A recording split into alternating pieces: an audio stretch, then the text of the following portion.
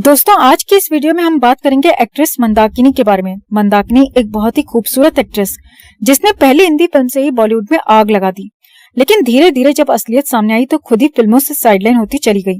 मंदाकिनी का जन्म हुआ था 30 जुलाई 1963 को उत्तर प्रदेश के मेरठ में। मंदाकिनी एक फिल्मी नाम है, असली नाम यास्मीन जोसेफ है। यास्मीन जोसेफ उर्फ मंदाकिनी के पिता एक ब्रिटिश थे जो आजादी के बाद भारत में ही रुक गए।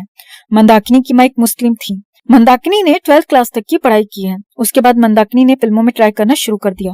पहली फिल्म मिली बंगाली भाषा में। इसके बाद साल 1985 में फिल्म राम तेरी गंगा मैली के ऑडिशन चल रहे थे। मंदाकिनी ने भी ऑडिशन दिया और फिल्म मंदाकिनी को मिल गई।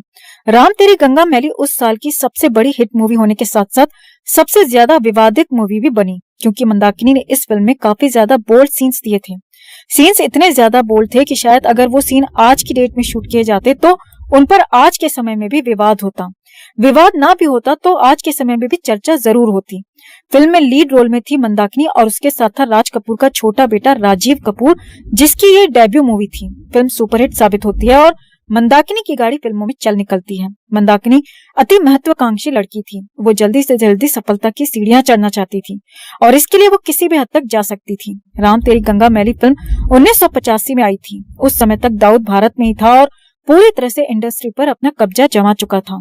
हफ्ता वसूली, ड्रग्स का व्यापार, सट्टेबाजी जैसे काम उसके मुख्य काम थे। अपनी काली कमाई को फिल्मों में लगाने लगा था और बॉलीवुड के हर छोटे बड़े कलाकार से उसका दोस्ताना था।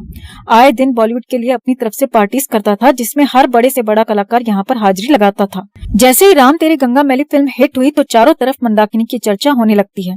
उसकी खूबसूरती की चर्चा होने लगती है। इसके बाद दाऊद इब्राहिम बॉलीवुड स्टार्स के लिए फिर से एक पार्टी ऑर्गेनाइज करता है। इस बार उसमें मंदाकिनी भी जाती है। मंदाकिनी और दाऊद की वहां पर मुलाकात होती है और धीरे धीरे ये मुलाकात प्यार में बदल जाती है। दाऊद को शौक था बॉलीवुड की हीरोइंस के साथ खेलने का। दाऊद हर तीसरे दिन एक नई एक्ट्रेस को पकड़ता, यूज करता और फेंक देता। जैसे ही दाऊद और मंदाकिनी का प्रेम परवान चढ़ता है, वैसे ही दाऊद को भारत छोड़ना पड़ता है।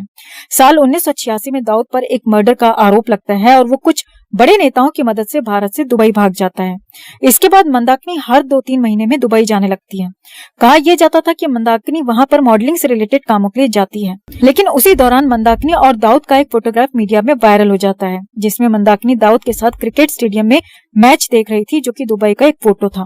उस फोटो के बाद मंदाकिनी और दाऊद के अफेयर की खबरें आने लगती हैं। हालांकि मंदाकिनी ने कभी भी ये बात अपने मुंह से कभी नहीं स्वीकारी। मंदाकिनी की पहली फिल्म राम तेरी गंगा मैली को माना जाता है, जबकि उससे पहले मंदाकिनी की 2 हिंदी फिल्में पहले ही रिलीज हो चुकी थी, लेकिन उनमें मंदाकिनी का साइड रोल था और वो फिल्में सफल भी नहीं हुई थी। इसीलिए इनमें मंदाकिनी के काम को किसी ने भी नोटिस नहीं किया। यही कारण है कि मंदाकिनी की पहली फिल्म राम तेरी गंगा मैली को ही माना जाता है। राम तेरी गंगा मैली बहुत बड़ी हिट मूवी थी, लेकिन इसके बाद मंदाकिनी की कोई भी मूवी इतने बड़े लेवल पर सफल नहीं हुई। मंदाकिनी की कुछ एक फिल्मों को छोड़ दें तो उसकी ज्यादातर फिल्में लगातार फ्लॉप ही रहीं। इसके बावजूद मंदाकिनी के पास फिल्मों के ऑफर्स की कोई कमी नहीं थी। साल 1986 में मंदाकिनी ने 6 फिल्में की। साल 1987 में 7 फिल्में की। 1988 में 9 फिल्में की और 1989 में 7 फिल्मों में काम किया, जबकि साल में उसकी मुश्किल से इक्का दुक्का फिल्में छोटी बड़ी हिट होती थी। फिर भी उसके पास फिल्मों की लगातार भरमार थी। मंदाकिनी के पास लगातार फ्लॉप फिल्मों के बावजूद फिल्मों के ऑफर्स आने का सबसे बड़ा कारण था दाऊद इब्राहिम। मंदाकिनी हर 2-3 महीने में दुबई जाती, दाऊद से मिलती और इधर भारत में उसे फिल्में मिल जाती। लेकिन 1990 के बाद ऐसा कुछ होता है कि पूरा बॉलीवुड एकदम से चौंक जाता है। 1990 में मंदाकिनी की हालांकि 8 फिल्में रिलीज होती हैं, लेकिन उन सभी की शूटिंग 1990 से पहले ही पूरी की जा चुकी थी। दरअसल 1990 में मंदाकिनी ने अचानक से फिल्में साइन करनी बंद कर दी। हालांकि दाऊद की तरफ से उसे फिल्में दिलवाई जा रही थी, लेकिन मंदाकिनी अब कोई भी फिल्म साइन नहीं कर रही थी और इसका कारण था कि मंदाकिनी दाऊद से शादी करके दुबई में सेटल होने के सपने देख रही थी। इधर उसने दाऊद से शादी को कहा और तभी दाऊद ने उसके सर से अपना हाथ हटा लिया। दाऊद बॉलीवुड के एक्ट्रेसेस को सिर्फ मन बहलाने के लिए यूज करता था और आज भी करता है। दाऊद किसी एक्ट्रेस से प्यार नहीं करता था कि उनसे शादी कर ले, लेकिन मंदाकिनी को लगा कि दाऊद उससे सच में प्यार करता है और उससे शादी भी करेगा। इसी वहम ने मंदाकिनी के पूरे करियर को तबाह कर दिया। मंदाकिनी ने जैसे ही दाऊद से शादी को कहा तो दाऊद ने उसे साइडलाइन कर दिया और उसे फिल्में दिलानी बंद कर दी। इसके बाद मंदाकिनी 1991 में एक हिंदी फिल्म में दिखाई देती है और एक बंगाली में।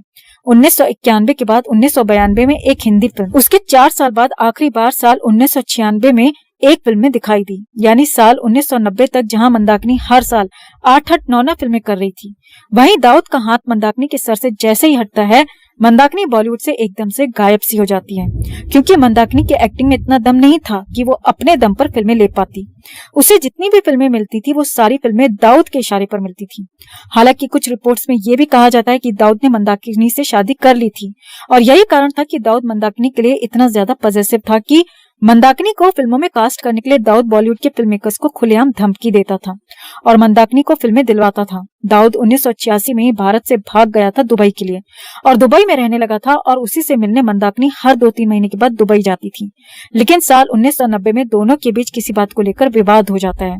दोनों में तलाक हो जाता है। तलाक के बाद दाऊद ने मंदाकिनी को फिल्में दिलवानी बंद कर दी और इस तरह से वो फिल्मों से गायब हो गई। वैसे 1990 के दशक में दाऊद खुलेआम बॉलीवुड स्टार्स के लिए पार्टीज रखता था और उनमें सभी कलाकारों को इनवाइट करता था। अब कलाकारों को फ्री में दारू पिलाने के लिए तो दाऊद इब्राहिम पार्टी ऑर्गेनाइज करेगा नहीं। दरअसल उन पार्टीज के थ्रू दाऊद बॉलीवुड में ड्रग के व्यापार को फैलाता था, हफ्ता वसूली करता था और नई नई हीरोइन से जान पहचान करता था जो बॉलीवुड में नई नई लॉन्च होती थी।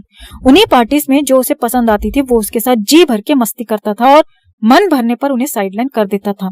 1986 तक दाऊद भारत में रहकर ऐश कर रहा था। 1986 में जब दाऊद दुबई भाग गया तो फिर वहां पर पार्टी करने लगा। 1980 और 90 की शायद ही कोई ऐसी एक्ट्रेस हो जो खूबसूरत हो और दाऊद की नजरों से बची हो। दाऊद की पकड़ 1980 के बाद बॉलीवुड पर लगातार बनी हुई थी, जो आज भी बनी हुई है।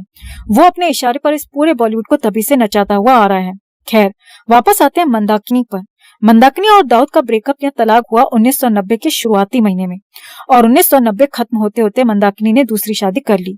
मंदाकिनी की दूसरी शादी जिससे हुई थी वो एक पूर्व बौद्ध भिक्षु हैं जो कि एक डॉक्टर भी हैं। आज मंदाकिनी मुंबई में रहती है। उसके 2 बच्चे हैं, एक बेटा है और एक बेटी। कुछ रिपोर्ट्स में यह भी कहा जाता है कि मंदाकिनी का एक बेटा साल 2000 में एक कार एक्सीडेंट में मारा गया था, लेकिन ये सिर्फ एक अफवाह थी। मंदाकिनी का बेटा और बेटी दोनों जीवित हैं और मंदाकिनी के साथ रहते हैं महाराष्ट्र में। मंदाकिनी आज लाइमलाइट से दूर है और एक सिंपल जिंदगी जी रही है, लेकिन उसने बॉलीवुड के अपने छोटे से करियर में जो गुल खिलाए थे वो आज भी सोशल मीडिया पर जिंदा है।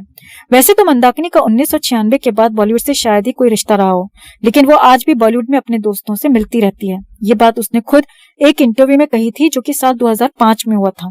2005 में एक मैगजीन को दिए इंटरव्यू में जब मंदाकिनी से उसके पिछले जीवन के बारे में पूछा गया था तो उसने दाऊद के साथ अपने सभी रिश्तों को नकार दिया था। उल्टा उसने एक बयान दिया था कि उस दौर में जिस दौर में मंदाकिनी काम करती थी, यानी 1985 से 90 के आसपास, उस दौर में ऐसा कोई भी कलाकार बाकी नहीं था जो दाऊद की पार्टीज में नहीं जाता हो। मेल फीमेल हर कोई दाऊद की पार्टी में जाकर हाजिरी लगाता था। ये बयान था उसका। मंदाकिनी के बारे में जो काफी लोग जानते भी होंगे और काफी लोग अनजान भी होंगे, लेकिन दाऊद के साथ मंदाकिनी का नाम काफी लंबे समय तक जुड़ा था। ये एक सच्चाई है।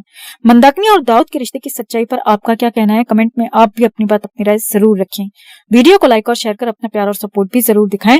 चैनल को सब्सक्राइब कर चैनल के साथ जुड़कर हमारी आवाज बने।